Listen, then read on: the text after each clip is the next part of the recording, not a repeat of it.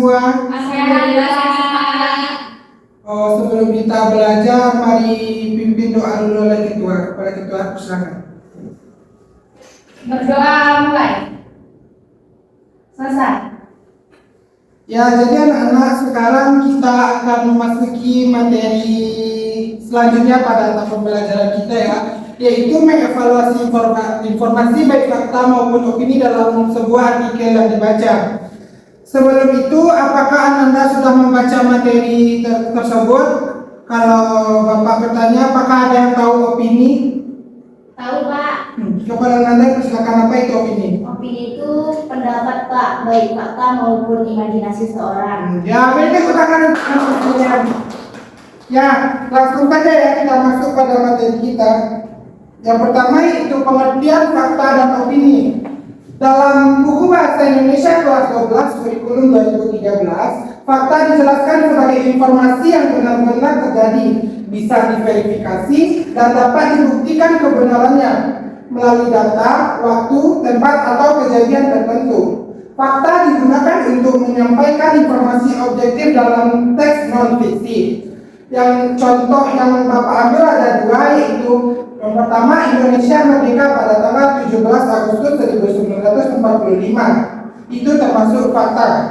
Yang kedua, Gunung Semeru meletus pada Desember 2021. Kepada anak-anak, apakah ada yang bisa membuat contoh dan fakta seperti yang Bapak contohkan di depan ini? Saya Pak.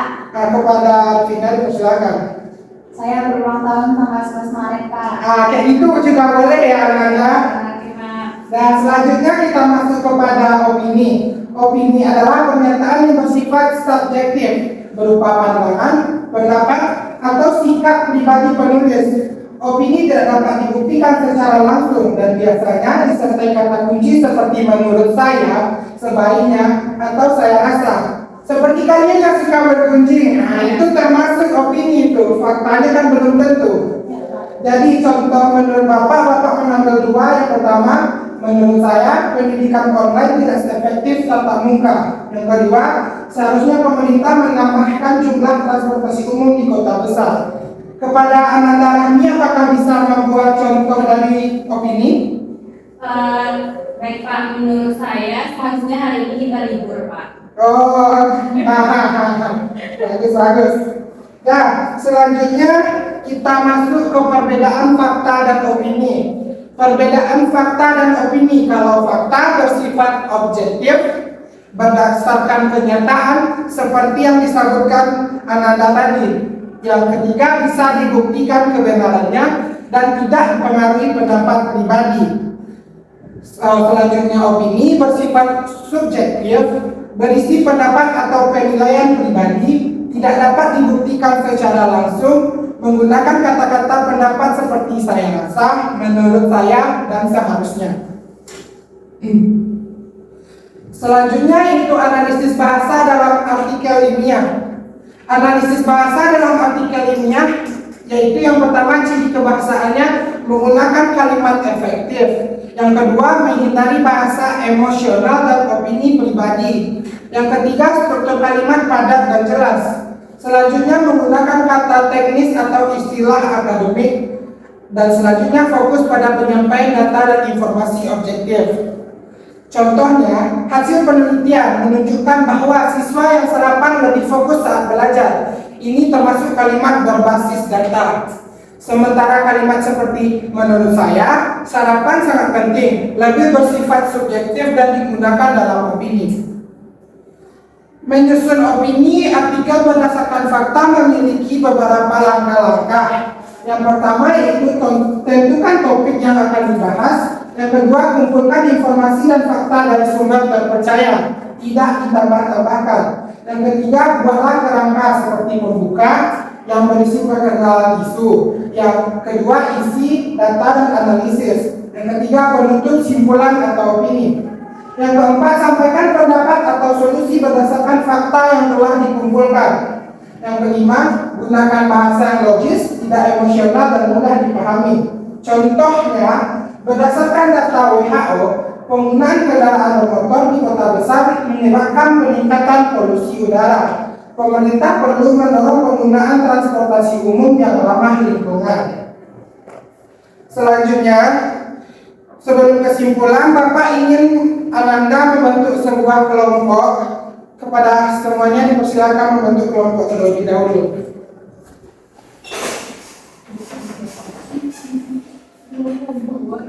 Dua-dua per orang ya.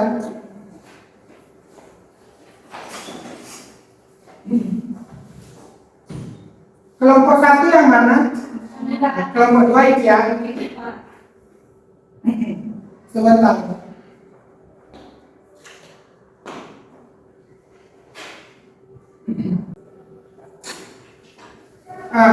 Di sini Bapak akan membagikan lembaran pekerjaan untuk Ananda semua. Cari cepat. Sabar ya Ananda semua. Untuk antaranya. Selanjutnya Bapak akan membagikan RKPD, tapi Bapak juga menayangkan di sini ya. Ini kelompok satu, ini kelompok dua. Jadi di sini Bapak sudah membuat sebuah artikel. Ini artikel pendek aja ya. Coba kalian baca dulu. Jumlah kendaraan bermotor di Jakarta terus meningkat setiap tahunnya. Berdasarkan data Dinas Perhubungan DKI Jakarta pada tahun 2023 tercatat lebih dari 20 juta kendaraan beroperasi. Menurut saya, jika tren ini terus berlangsung, Jakarta akan semakin macet dan polusi akan meningkat tajam. Jadi, tugas pertama Ananda yaitu kalian garis bawahi kalimat fakta dan lingkari kalimat opini. Jelaskan perbedaan keduanya dalam satu paragraf singkat. Silakan Ananda. Mohon maaf Pak, yang di garis bawahi atau di opini itu dikasih nomor atau bagaimana? Bebas, boleh digaris pakai pena merah atau dikasih nomor atau diringkas. Waktunya berapa lama, Pak? Cuma 2 menit saja, ayo, soalnya teksnya pendek.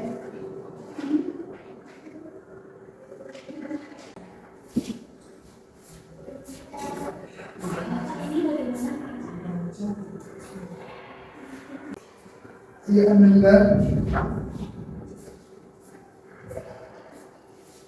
Ini instruksi tugasnya ya. Jadi ceritanya, Pak. Ya. Apakah bisa dapat sanksi? Tunggu sebentar, ada kelanjutannya.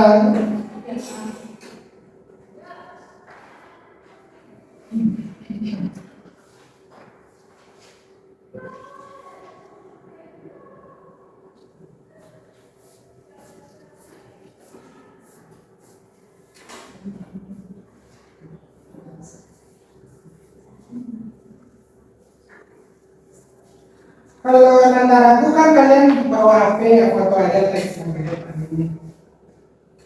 Atau di APPD juga ada.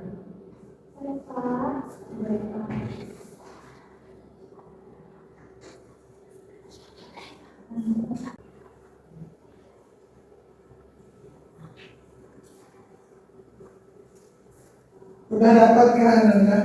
Iya Pak. Pak ini masih fakta Pak. Kepada Ananda yang bisa nanti menyebutkan fakta dan opini dan perbedaannya mendapat nilai tambahan. Jadi silakan analisis dulu kalimat ini.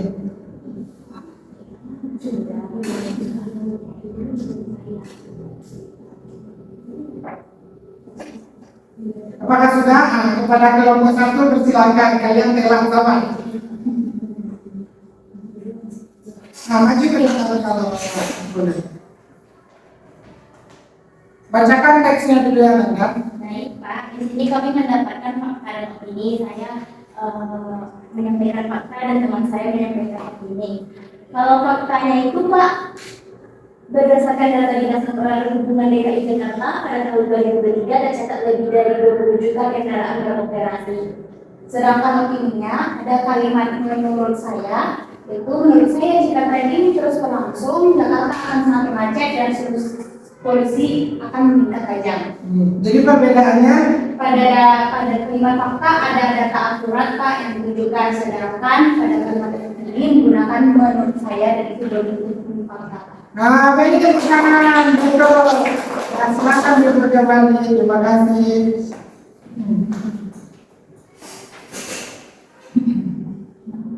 Nah, pada kegiatan kedua masing-masing kelompok Bapak berikan 3 buah soal, silakan dicari jawabannya. Nanti kertasnya dikumpulkan ke depan ya.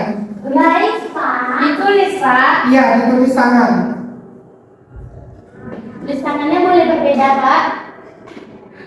Kalau dapat hanya 1 orang aja menulis. Ya, Pak.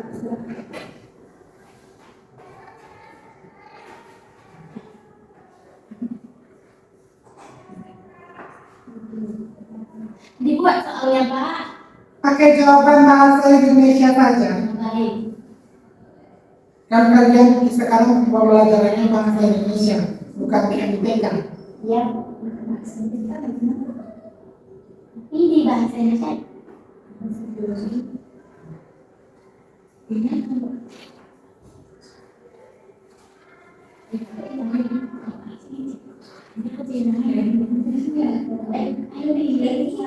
Anak-anak jangan berisik. Iya, Pak. Iya, Pak. 1 menit lagi jawabannya harus ada.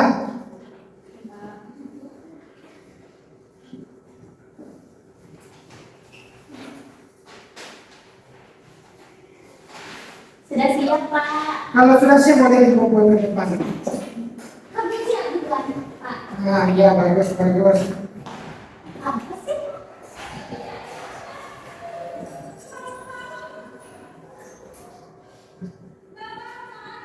Nah, selanjutnya untuk kegiatan kelompok yang terakhir, ini terakhir ya. Kalian kan Bapak ada 3 tema, Bapak memilih 3 tema ini: pendidikan digital, lingkungan hidup, kesehatan remaja.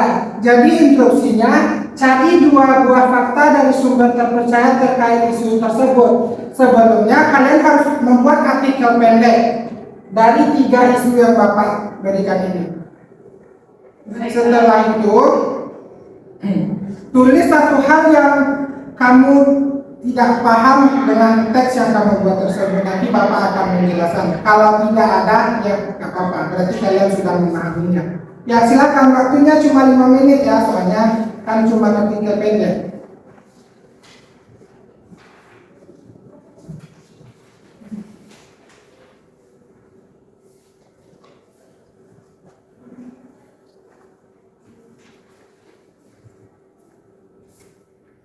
Anak-anak belum mulai, kenapa itu soalnya itu tidak itu. Oh iya maaf.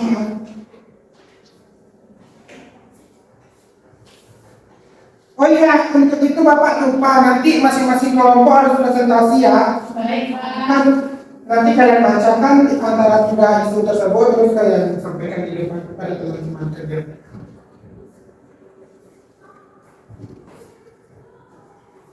Teman-teman memilih isu apa? Kami milih kesehatan remaja. Oke, bagus bagus. Kalau Anda cari apa? Boleh asalkan jawabannya berbeda. Tapi lebih baiknya berbeda kan. Ini Pak, Pak. Ya, Pak.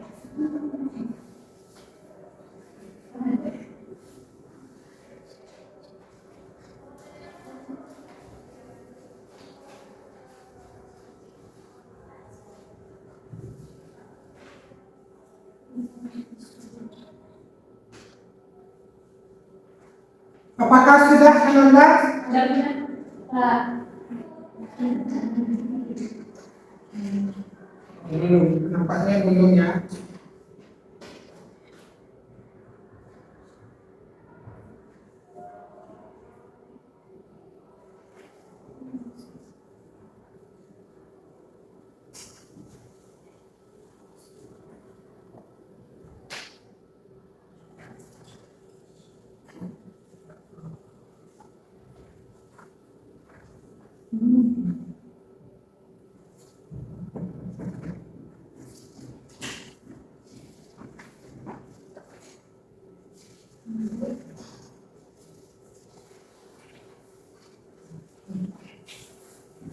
Bapak sudah memilih hasil kalian nanti, jadi Bapak akan mengatakan.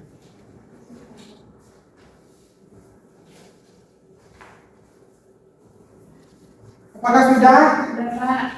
Siapa kelompoknya yang mau tampil ke depan Kami, dulu? Pak. Tadi kelompok 1 sudah kan, sekarang kelompok 2. Ya, Pak. Jangan ada suara yang dengarkan teman-temannya untuk presentasi. Sebelumnya jangan lupa perkenalkan ya. Assalamualaikum warahmatullahi wabarakatuh. Hai, jangan ada yang ketawa-ketawa kalau belajar. Oke,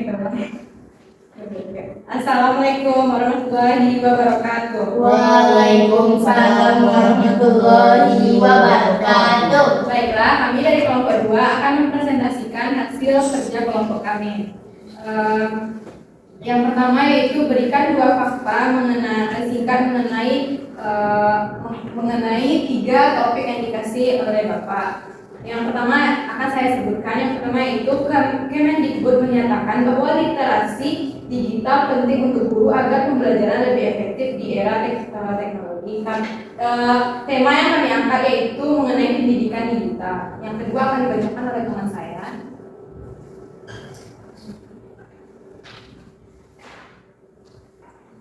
Anda harus menyimak yang Kedua nanti. itu program Pembatik dan Hajar STEM diluncurkan untuk melatih guru dalam menggunakan teknologi di kelasnya, Pak. Baik, cukup sekian yang dapat kami sampaikan. Kami Kami akhiri. akhiri. Assalamualaikum warahmatullahi wabarakatuh. Belum, berdiri sebentar. Apakah ada yang kurang jelas atau yang ingin ditanyakan? Baik, Pak, mengenai 2 fakta tersebut, biasanya fakta yang akurat itu pasti dicantumkan tahun atau angka-angkanya ya, Pak, tapi di sini tidak ada.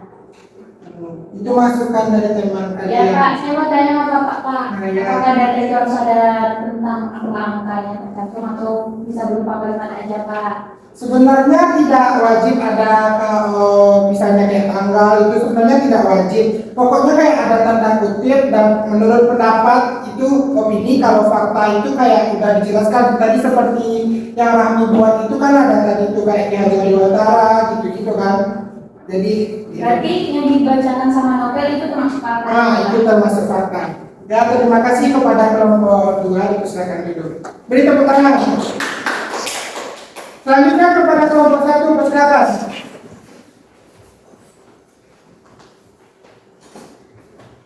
Baik, Assalamualaikum warahmatullahi wabarakatuh. Waalaikumsalam warahmatullahi wabarakatuh.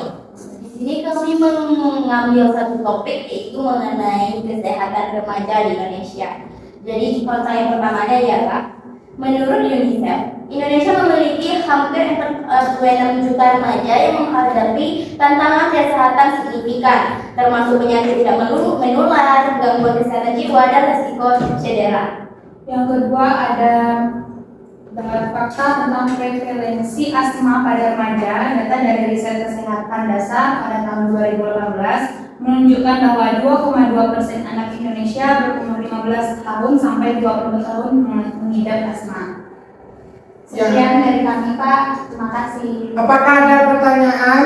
Tidak, Pak. Ya, kalau tidak beri tepuk tangan untuk teman kalian. Persilakan duduk.